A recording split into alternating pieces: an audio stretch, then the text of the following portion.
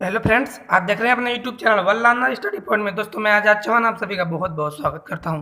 दोस्तों अगर चैनल पर नए हैं तो चैनल को सब्सक्राइब करिए और बेल आइकन को प्रेस करिए ताकि जब भी मैं कोई नई वीडियो अपलोड करूं तो नोटिफिकेशन आपको मिल जाए।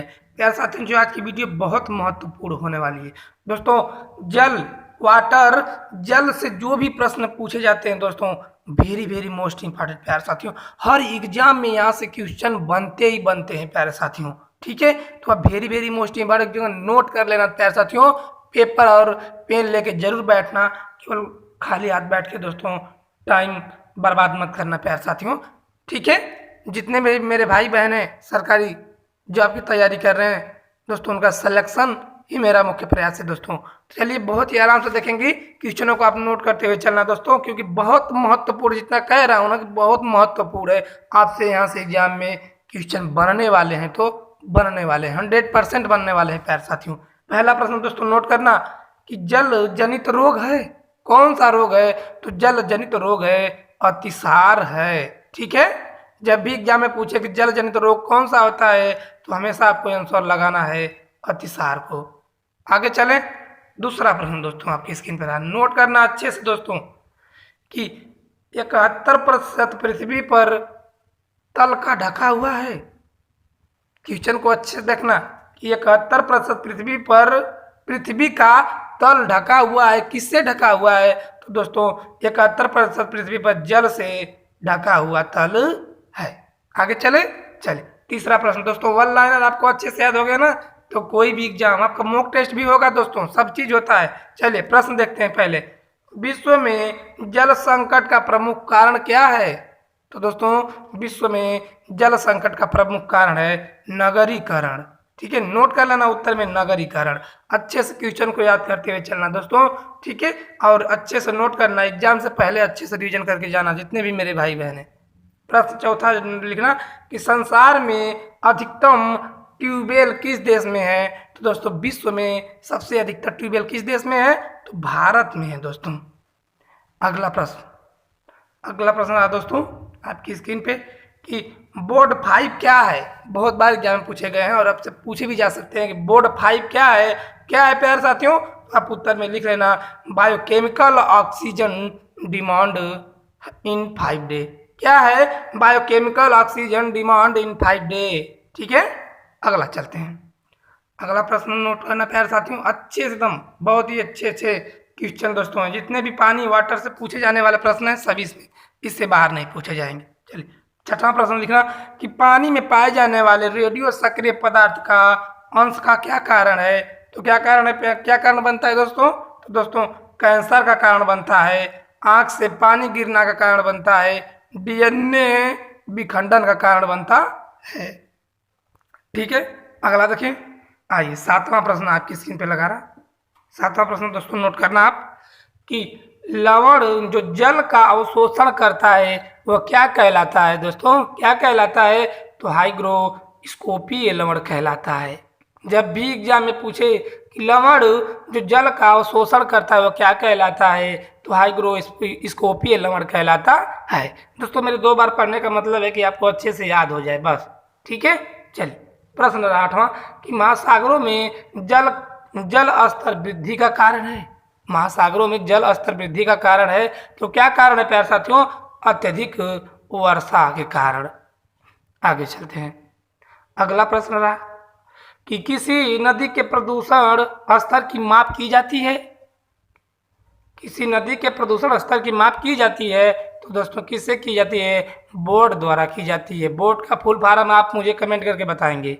ठीक है, कि बीओडी का पूरा नाम क्या होता है। अगला प्रश्न आइए। कृत्रिम वर्षा के लिए मेघ बीजन के लिए प्रयुक्त रसायन है। प्रश्न देखते हैं प्यारे साथियों, कृत्रिम वर्षा के लिए मेघ बीजन के लिए प्रयुक्त रसायन कौन सा है? तो सिल्वर आयोडाइन है। ठीक है, आइए अगला प्रश्न। 11वां प्रश्न रहा दोस्तों कि स्पर्श गंगा का मुख्य स्रोत क्या था? उद्देश्य क्या था दोस्तों? स्पर्श गंगा अभियान का मुख्य उद्देश्य क्या था? तो गंगा को स्वच्छ बनाने का मुख्य उद्देश्य था। दोस्तों एग्जाम में पूछे जाएंगे प्यारे साथियों कि स्पर्श गंगा का अभियान मुख्यतः उसका उद्देश्य क्या था? तो गंगा को स्वच्छ बनाने का अभियान था प्यारे साथियों। ठीक है, आइए अगला प्रश्न देखेंगे। 12वां प्रश्न नोट करते हुए चलना दोस्तों कि भारत के किस राज्य में पानी पंचायत प्रारंभ हुई? तो दोस्तों किस राज्य में पानी पंचायत प्रारंभ हुई थी? तो महाराष्ट्र राज्य में पानी पंचायत प्रारंभ हुई। अगला 13वां प्रश्न नोट करना प्यारे साथियों कि दूषित जल पीने से बीमारी फैलती है। दूषित जल पीने से कौन सी बीमारी फैलती है दोस्तों? तो टाइफाइड बीमारी फैलती है। दोस्तों ये आपका चैनल है, अपने चैनल से जुड़िए। बार बार इस चैनल पे नहीं कहा जाता है कि बीच बीच में पढ़ते वक्त डिस्टर्ब नहीं किया जाता है कि लाइक करिए, शेयर करिए, सब्सक्राइब करिए। नहीं दोस्तों, वीडियो अंत तक देखिएगा, अच्छी लगी तभी करिएगा। पहले वीडियो अंत तक देखिए, जरूर आपको बेनिफिट मिलेगा प्यारे साथियों। और हाँ, क्वेश्चन को नोट कर लेना प्यारे साथियों, ठीक है। प्रश्न 14 हमारा, समुद्र का कितने प्रतिशत जल पीने योग्य होता है? तो दोस्तों समुद्र का कितने प्रतिशत होता है? नोट कर लेना कि 0.65% समुद्र का जल पीने योग्य होता है। अगला चलिए आइए 15वां प्रश्न नोट करना कि जल में लवण मिलाने पर क्या बनता है? दोस्तों जल में लवण मिलाने पर क्या होगा? तो दोस्तों क्वथनांक में वृद्धि हो जाती है। अगर जल में लवण मिला देंगे तो उसके क्वथनांक में वृद्धि हो जाती है। 16वां प्रश्न नोट करना प्यारे साथियों कि महासागरों में घुले हुए लवण में से किस लवण की मात्रा अधिक होती है? तो किस लवण की मात्रा अधिक होती है दोस्तों? तो सोडियम क्लोराइड की मात्रा अधिक होती है। जब भी एग्जाम में पूछे कि महासागरों की बात की जाए, महासागरों में घुले हुए लवण में किस लवण की मात्रा अधिक होती है? तो सोडियम क्लोराइड की मात्रा अधिक होती है। अगला प्रश्न चलिए, अगला प्रश्न रहा कि सबसे अधिक लवणीय सागर है। तो दोस्तों सबसे अधिक लवणीय सागर कौन सा है? तो मृत सागर है प्यारे साथियों। वेरी वेरी इंपॉर्टेंट क्वेश्चन करा रहे हैं दोस्तों, समझिए यहाँ से क्वेश्चन आपके बनेंगे ही बनेंगे दोस्तों। मैं तो कहता हूँ पढ़ो तो ऐसे, वरना छोड़ दो, टाइम पास के लिए मत पढ़ो दोस्तों, ठीक है। चलिए, मेरा वन लाइनर कराने का यही मकसद रहता है कि आप कम समय में अच्छी चीज़ें पढ़ लें, क्योंकि मैं आपका मॉक टेस्ट भी कराता हूँ, इसलिए मैं वन लाइनर कराता हूँ, कम समय में आप अच्छी चीज़ें पढ़ लें। चलिए प्रश्न देखते हैं कि भारी जल प्राप्त किया जाता है, कहाँ से प्राप्त किया जाता है? तो दोस्तों अधिक समय तक जल के वैद्युत अपघटन से भारी जल प्राप्त किया जाता है। अगला प्रश्न, चलिए अगला प्रश्न दोस्तों नोट करना कि मिनीमाता रोग किस धातु के पानी में घुलने से होती है? दोस्तों मिनीमाता जो रोग होता है वह किस धातु के पानी में घुलने से होती है? तो पारा के पानी में घुलने से होती है। अगला प्रश्न आइए नोट करना, 20वां प्रश्न नोट करना प्यार साथियों, बहुत महत्वपूर्ण है कि नींबू साधारणतः पानी में डूब जाता है लेकिन नमकीन पानी में तैरता रहता है। क्यों क्यों तैरता रहता है दोस्तों? एक नींबू है, मान लीजिए एक नींबू है, साधारण पानी में उसको डाल देंगे तो डूब जाता है, लेकिन नमकीन पानी में खारा पानी डालते हैं तो वो तैरता रहता है। क्यों तैरता रहता है? तो उत्तर में नोट कर लेना, नमकीन पानी का घनत्व साधारण पानी के घनत्व से अधिक होता है, ठीक है ना, अच्छे से नोट कर लेना। अगला चलते हैं, अगला प्रश्न है 21वां कि दाब बढ़ाने पर जल का क्वथनांक क्या होगा? दाब बढ़ाने पर जल का क्वथनांक क्या होगा? तो बढ़ जाएगा प्यारे साथियों, कम नहीं होगा, बढ़ जाएगा। अगला प्रश्न नोट करना कि पानी के अंदर हवा का एक बुलबुला किस तरह बर्ताव करता है? तो पानी के अंदर हवा का एक बुलबुला किस तरह बर्ताव करता है दोस्तों? तो दोस्तों एक अवतल लेंस की तरह बर्ताव करता है। उत्तर लिख लेना, एक अवतल लेंस की तरह बर्ताव करता है। अगला प्रश्न दोस्तों आपकी स्क्रीन पर रहा, महत्वपूर्ण क्वेश्चन है सभी प्यारे साथियों। केल्विन तापमापी में बर्फ का गलनांक होता है, तो केल्विन तापमापी में बर्फ का गलनांक कितना होता है दोस्तों? तो 0 डिग्री केल्विन होता है। कितना होता है? 0 डिग्री केल्विन होता है।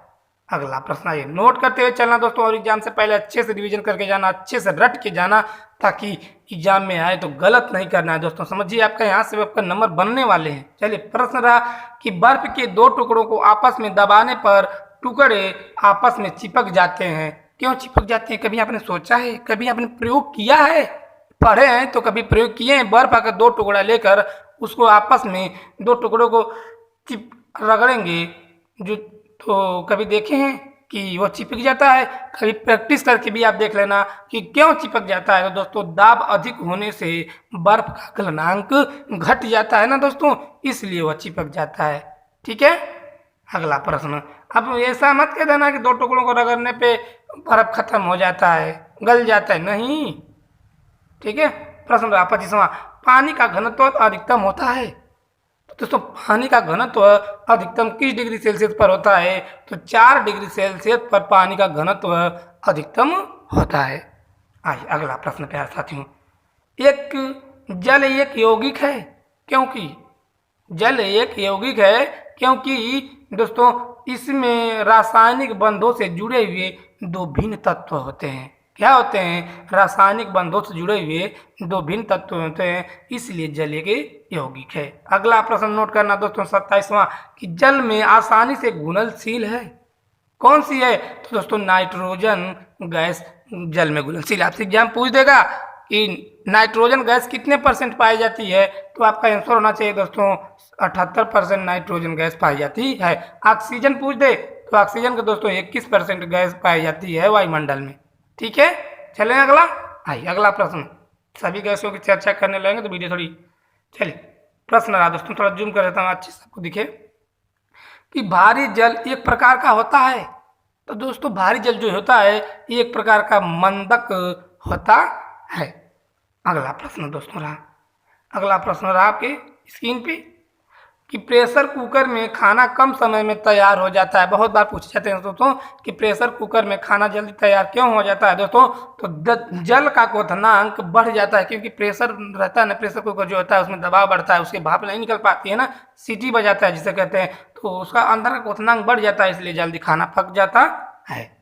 अगला प्रश्न, यदि जल का प्रदूषण वर्तमान गति से होता रहा तो अंततः क्या होगा? यदि जल का प्रदूषण वर्तमान गति से होता रहा तो जल का प्रदूषण क्या होगा दोस्तों? अंततः क्या होगा? तो द्वितीय उपभोक्ता हो जाएगा। ठीक है, अगला प्रश्न दोस्तों नोट करना कि समुद्री जल से शुद्ध जल किस प्रक्रिया द्वारा प्राप्त किया जाता है। जो समुद्र का जल मैंने बताया कि अभी कितने % पीने योग्य होता है, तो 0.65% समुद्र का जल पीने योग्य होता है। अभी मैंने बताया ना, तो दोस्तों इसे स्वच्छ करके किस प्रक्रिया द्वारा पीने योग्य बनाया जाता है? तो आसवन द्वारा इसे स्वच्छ करके इस समुद्र के पानी को पीने योग्य बनाया जाता है। अच्छे से याद करना दोस्तों, एग्जाम पूछे जाएंगे सभी मेरे भाई, अच्छे से पढ़ना, नोट्स बनाना प्यारे साथियों। मैं बार बार कह रहा हूँ कि आप नोट्स बनाना। चलिए प्रश्न रहा, जब ध्वनि तरंग चलती है तो वे आप अपने साथ ले जाती हैं। जब ध्वनि तरंगें चलती हैं तो अपने साथ क्या ले जाते हैं दोस्तों? तो अपने साथ ऊर्जा को ले जाती हैं। नोट कर लेना, ऊर्जा ले जाती है। अगला प्रश्न रहा कि जल में पनपने वाले पौधों को क्या कहते हैं। सभी वेरी वेरी मोस्ट इंपॉर्टेंट है, ऐसा नहीं है कि मैं क्वेश्चन पे कह रहा हूँ तो वही मोस्ट इंपॉर्टेंट, नहीं सभी हैं। तो जल में पनपने वाले पौधों को क्या कहते हैं या क्या कहलाते हैं? तो क्या कहलाते हैं दोस्तों? हाइड्रोफाइट्स कहलाते हैं। अभी मैंने इसका मॉक टेस्ट किया था, जीके का, तो इन क्वेश्चनों को शामिल किया गया था प्यारे साथियों।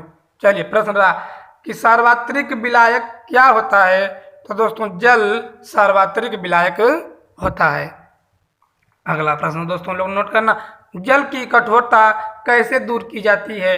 तो जल की कठोरता दोस्तों कैसे दूर की जाती है? तो जल में सोडियम कार्बोनेट डालकर जल की कठोरता को दूर किया जा सकता है।